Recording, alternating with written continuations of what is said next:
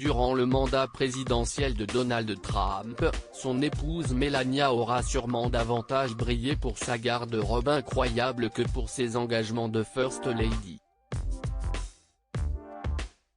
Peu impliquée dans la vie à la Maison-Blanche, prise de parole rare dans les médias, la voix de l'ex-mannequin slovène s'est peu fait entendre durant ces 4 dernières années. Pourtant, elle a toujours eu en sa possession un moyen de communiquer, sa garde-robe. Choisie avec soin, chacune des tenues de Melania Trump ont marqué les esprits, que ce soit pour de bonnes ou de mauvaises raisons.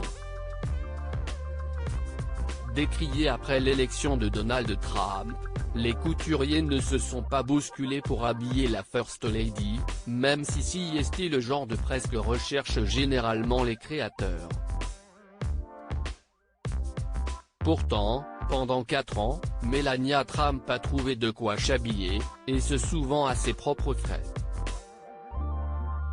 Son premier look marquant a été la tenue qu'elle portait lors de l'investiture de son mari, le 20 janvier 2017.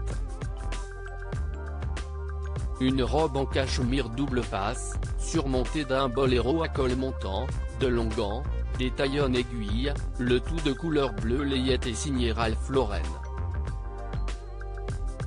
Et ce jour-là, Melania Trump a rappelé une autre célèbre First Lady, Jackie Kennedy. Une garde-robe polémique toujours épaulée par son styliste, le créateur Hervé Pierre, Melania Trump a enchaîné durant 4 ans les tenues chic et de bon goût, sous la houlette de créations signées Dior, Calvin Klein, ou encore Ralph Lauren et Michael Kors, et toujours juchée sur des talons Louboutin. Toutefois, si en 4 ans Donald Trump a eu son lot de sorties polémiques, son épouse elle, les a provoquées côté style. Son premier faux pas, avait été en 2017 de se rendre au Texas sur les lieux de nombreuses inondations perchées sur des talons hauts.